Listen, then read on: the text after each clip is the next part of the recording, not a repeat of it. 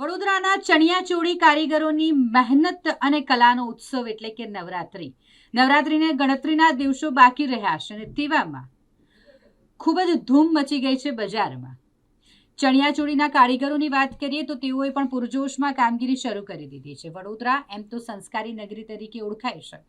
વડોદરાના ગરબા, વડોદરાના નવરાત્રિ મહોત્સવ ફક્ત ગુજરાતમાં નહીં પરંતુ દેશ વિદેશમાં પણ વખણાય છે. ખૂબ જ પ્રખ્યાત છે વડોદરાના ગરબા અને તેની પાછળનું એક મહત્વનું પરિબળ વડોદરાનો નવરાત્રિ માટેનો પોશાક પણ છે. ચણિયાચોળી ખૂબ જ મહત્વનો ભાગ ભજવે છે. તેની પર જે કળા કરવામાં આવે છે કારીગરો દ્વારા, જે મહેનત તેઓની હોય છે, તે પણ દર્શાવે છે કે કઈ રીતે તેઓ દ્વારા ખૂબ જ પ્રેમથી, ઉત્સાહ સાથે અને આસ્થા હોય તેમની તે રીતે ચણિયાચોળી તૈયાર કરવામાં આવે છે. હાલ પણ જ્યારે નવરાત્રિને ગણતરીના દિવસો બાકી રહ્યા છે ત્યારે ચણિયાચોળીના જે કારીગરો છે તે કામે લાગી ગયા છે. અલગ અલગ વર્કશોપ ખાતે તેઓ દ્વારા ચણિયાચોળી અલગ અલગ ડિઝાઇનમાં તૈયાર કરવા માટેની કામગીરી શરૂ કરી દેવામાં આવી છે. આસ્થા અને ઉમંગનો મહાપર્વ નવરાત્રિને ગણતરીના દિવસો બાકી રહ્યા છે ત્યારે વડોદરા શહેર ગરબાના રંગે રંગાઈ રહ્યું છે. આ વર્ષે પણ શહેરના મોટા ગ્રાઉન્ડ અને શેરી ગરબાના આયોજનો માટે ખેલૈયાઓમાં ખૂબ જ ઉત્સાહ છે. આ ઉત્સાહને ચાર ચાંદ લગાવવા માટે વડોદરાના ચણિયાચોળી ઉદ્યોગના કારીગરો રાત દિવસ મહેનત કરી રહ્યા છે. વડોદરા જેને સાંસ્કૃતિક નગરી તરીકે પણ ઓળખવામાં આવે છે તે તેના ભવ્ય ગરબા માટે દેશ વિદેશમાં પ્રખ્યાત છે. અહીંના ગરબાનું મુખ્ય આકર્ષણ પોશાક હોય છે ને, જેમાં ચણિયાચોળીનું ખૂબ જ મહત્વનું સ્થાન છે. આ પોશાકો માત્ર સુંદરતા જ નહીં પરંતુ કારીગરોની કળા, મહેનત અને સમર્પણની પણ ગાથા કહે છે. શહેરની નાની મોટી વર્કશોપમાં અત્યારે કારીગરોનું કામ પૂરજોશમાં ચાલી રહ્યું છે. આ કારીગરો એક મોટા ફ્રેમ પર કાપડ તાણીને તેના પર ભરતકામ, આરી વર્ક, મોતીકામ અને વિવિધ પ્રકારની સજાવટનું કામ કરી રહ્યા છે.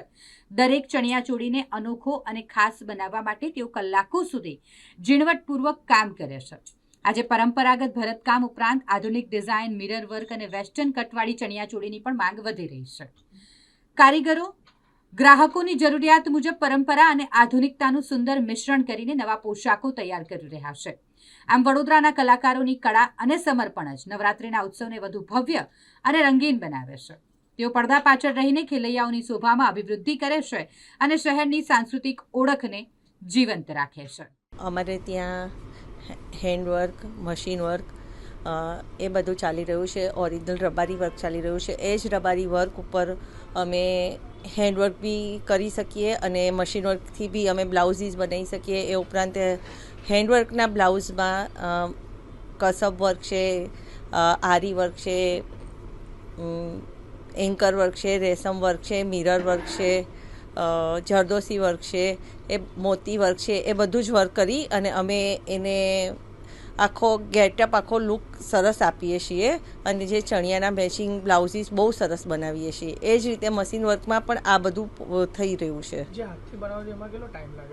હાથથી અમે બ્લાઉઝ બનાવીએ એમાં લગભગ 5 દિવસથી લઈને 15 દિવસનો ટાઈમ લાગી શકે છે. ચણિયાચોળીમાં મિરર છે, કચ્છી વર્ક છે, રેશમ વર્ક છે, રબારી વર્ક છે, લંપી લેસ છે, એવી બધી વસ્તુઓનો ઉપયોગ થઈ રહ્યો છે. હા, રજવાડી ચણિયાચોળીમાં લંપી લેસ છે, એવર ગ્રીન અમારા રાજસ્થાની ચણિયાચોળી છે, બ્લોક પ્રિન્ટ છે, વિન્ટેજ બોર્ડર છે, કચ્છી વર્ક, આ બધી જ વસ્તુનું કોમ્બિનેશન કરીને જે ચણિયાચોળી બને છે ને એ બહુ સરસ બને છે. ગ્રાહકોની ડિમાન્ડ છે. અજરક છે, રબારી છે, કચ્છી છે, પેચવર્ક છે, બ્લોક પ્રિન્ટ છે, એ બધી જ ગ્રાહકોની ડિમાન્ડ રહે છે.